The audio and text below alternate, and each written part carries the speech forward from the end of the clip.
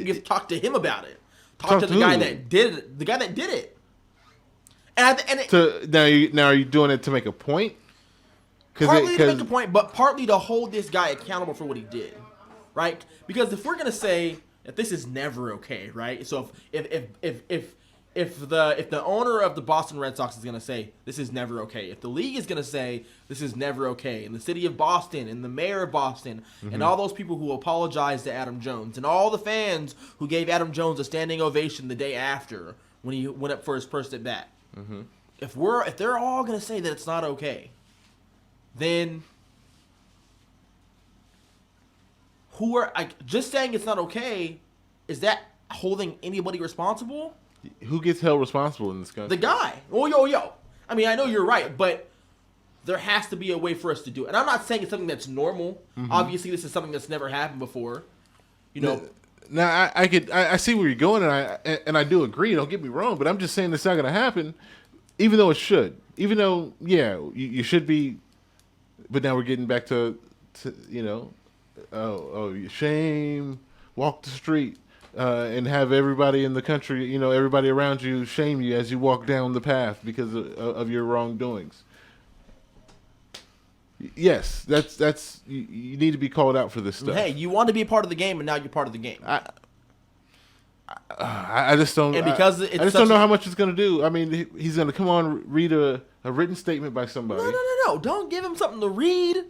Literally, just put him there and ask him questions. And that's why it's not going to happen, because you're gonna have somebody that's not prepared to be in front of some people to have questions and have to answer them truthfully. That's why it's so brilliant. Because I know. I agree with you. I know it would never happen. That's why Moral Court is not on TV anymore. I know in my bones. That it would never, ever happen. But that's what needs to happen. Well, yeah. I mean, yeah. Politicians need to be sat down and have the same questions asked about them. Well, I think they do, but no one's paying attention. Yeah, well. But on a platform like sports, everything comes down to tell me money. that you can't take this guy before you throw him out. Have the police that work at the stadium detain this guy, to have him sit down at a press conference, whether it be before or at the very end of the press conference. You think he would agree? First of all, would he agree to that? Put him down. If he says anything at all, if he gets up and walks out, what? Let him get up and walk out. Well, that's all then. I mean, it's all volunteership at this point. You can't force him to do anything. You're right. But I'm saying bring him in, tell him to sit down, and start asking him questions. If he says something, he says something. If he doesn't, he walks out. And when he walks out, he gets taken out, and they escort him out of the stadium. Yeah. But there has to be a way. And I know it's crazy, and I know it's unprecedented. You can't do anything except for, hey, we put this sign up that says if we hear you using any words that we don't like, we're kicking you out. And you can't come here anymore. That's all you can do. Just trick him. Just be like, oh, hey, man, you want to go to the press conference after this? Yeah. After you kicked him out? No, before you kick him out. Before you kick him out. Yeah, I'm saying, so let's say peanuts thrown, racial slur given out, right? Like, oh, yeah. Hey, can you come with us? Yeah. You're not going for that. No, just take him straight to the press conference room and have him sit there with with security. He's not going for that. Guaranteed. Come on. I guarantee it. Come on. Not happening. Anyway. Not happening. But that's not the only news. And so Adam Jones plays for the Baltimore Orioles. That was the big story. So it was a big story. People are still kind of talking about the ramifications of that. Another big story, Manny Machado, who is impressing me this season, I have to say. Yeah? Yeah, he's great. He's great. Is that what that means? That means great? He's real good. Oh, okay. This right here is my... I know you can't... Oh, no, you can't see it right now. This is my... that's how... My Italian... Yeah, okay. This is real good, But... in that same series, he had two pitchers throw at his head. Yep. In fact, I think in that entire series he got thrown at 5 or 6 times, twice at his head, and if you can believe this, none of those beanballs pegged him. Not one of them. And they were trying to bean him because he spiked the guy. Because he spiked Dustin Pedroia on accident. I think it was like this. Was it the first game of the series, or was it the series that they had the week before? But I think it was the series from before. I think they had a series like a couple of days before that. You know, it was the last game of that series, and he accidentally spiked Dustin Pedroia, the second baseman, future Hall of Famer from Boston, who missed a few games. Mm-hmm. And so the next time they played, the pitcher from the Boston Red Sox threw at his head. And we're talking fastball, 100 miles an hour, threw at his head. And not only threw at his head, but threw behind him. Because when a pitcher throws a ball at you and you're trying to avoid it, what do? You back up. Mm-hmm. So if you're throwing behind someone, it's behind someone at their head, you're trying to send a message. And so it wasn't the only time. Machado paid them back in kind. I believe it was at least twice with 2 homers. Went deep out of the yard. And then took about 30 seconds to run the bases afterwards. And so Machado had some comments, and I want to know what you think about this, Alex. He said, basically, they're throwing at my bleeping head. I can't believe that, this is allowed. This is crazy. It's crazy how a pitcher with the ball in his hand can throw 100-mile fastballs at my head. But if I want to take, this bat and walk out to the mound, I'm going to get suspended for a year. Sports. It's sports, man. None of it's fair, right? No, sports is not fair. Sports is not fair. Deal with it. That's what I'll say.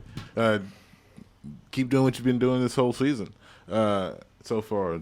Keep doing what you bat, doing it with your glove, and get the respect that way. But on the field, baseball is he'll get it. He'll get them back somehow, some way. It'll be a return. But should there be a bigger penalty for that? I guess for throwing a fastball at somebody's head, especially when it's you. I guess so, but it's one of those. Here's the thing. Yes, but it's not going to happen. And the reason I say that, because throwing at somebody's head or throwing close to a batter or anything like that is one of those unwritten rules in baseball. You do something to my player, I'm going to do something to you. I don't like you. Yeah, but throwing at someone's head, that could kill somebody. It could.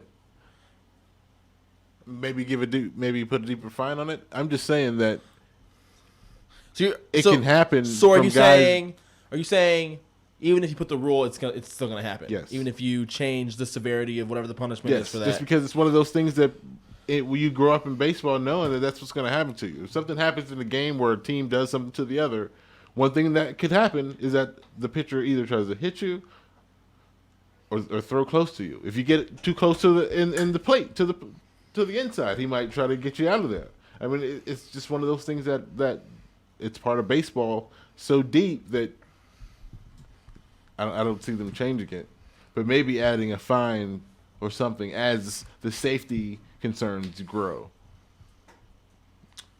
I don't know, man. But he did, like I said, he did go yard twice in Boston. Mm-hmm. One of those times was off Chris Sale.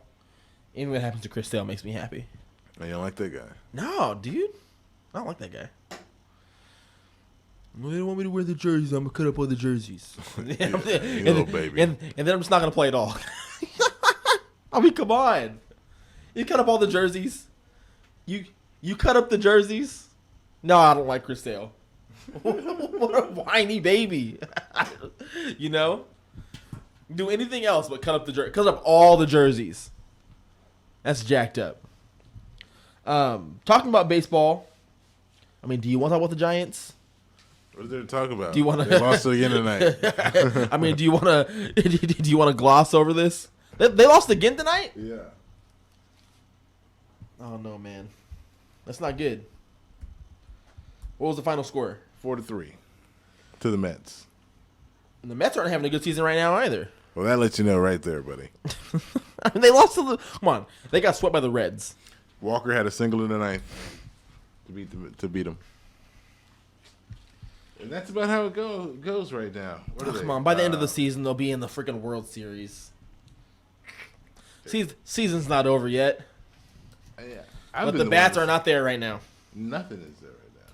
They're 11-21, worse than the NL. They just got swept by Cincinnati over the weekend in a series where they got outscored 31-5. You know what? When they were playing the Dodgers, I watched them go up 4 runs in the first inning. Mm-hmm. By the end of that inning, they had given up 6 runs. And, of course, they ended up losing that game. So it's just like, what are they going to do?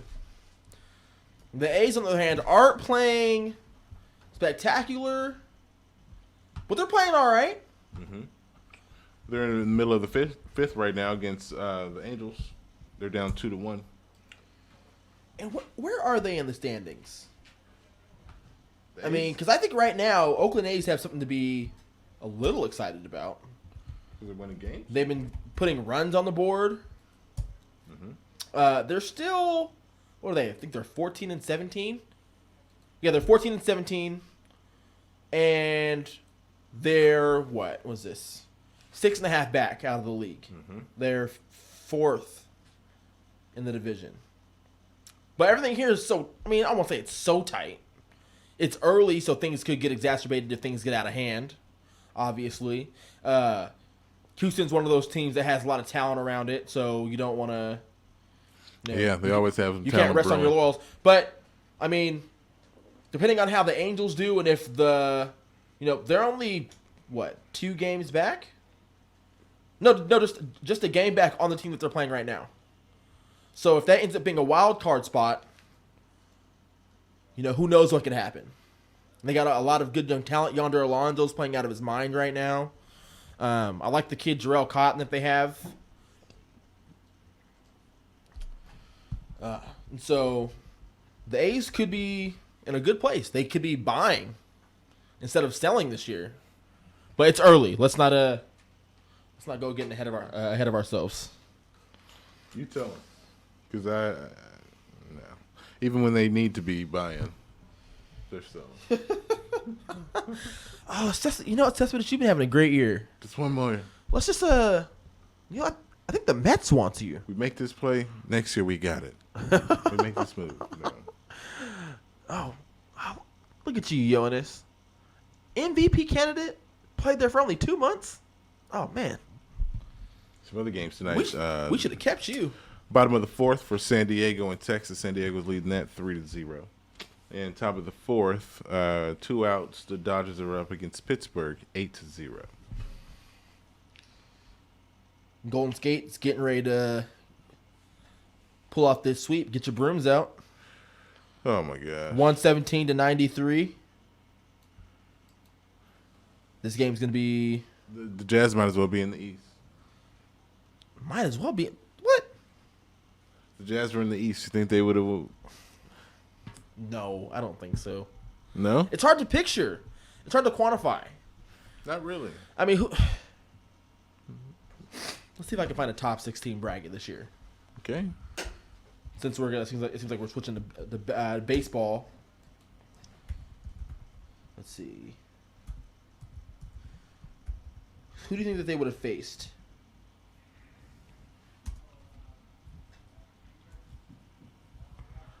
Bulls or Celtics? I think. Let's see if I can do this. I don't know, man. Minute 43 to go. Like you said, 119-93. Golden State over Utah. I just don't, everybody's been talking about the LeBron thing the last couple of days. Is LeBron the best player ever? They just swept again. They're having a long break waiting for the next team to win. The East is just not as competitive, in my opinion, as the West.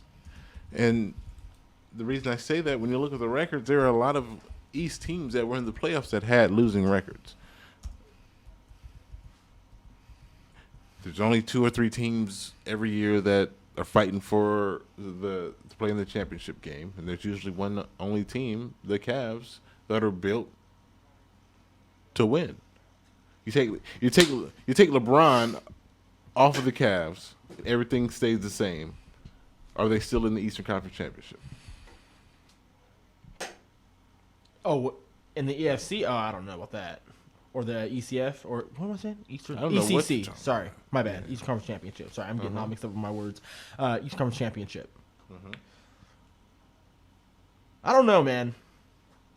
Because LeBron does so much on the team, it's hard to know what they would do without him. You know what I mean? They do have good players on that team. They do have Kyrie and which I'm sure isn't a doubt. I'm not saying that's what you're saying. But Kevin Love, Kyrie Irving, Shumpert, J.R. Smith. I mean, these are quality players, right? Players that could play on any other roster. And so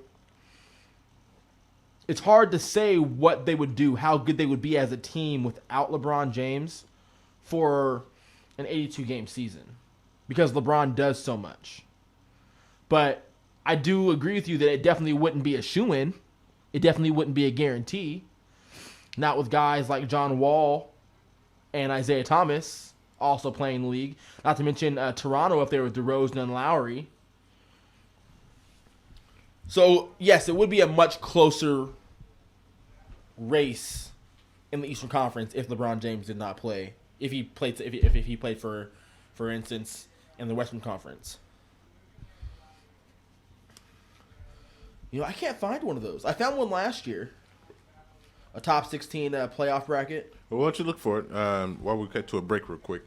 And when we come back, we'll finish our last segment and get on out of here. Yeah. All right. Sal, Alex, London Mark, it's KXVS Sports Tonight.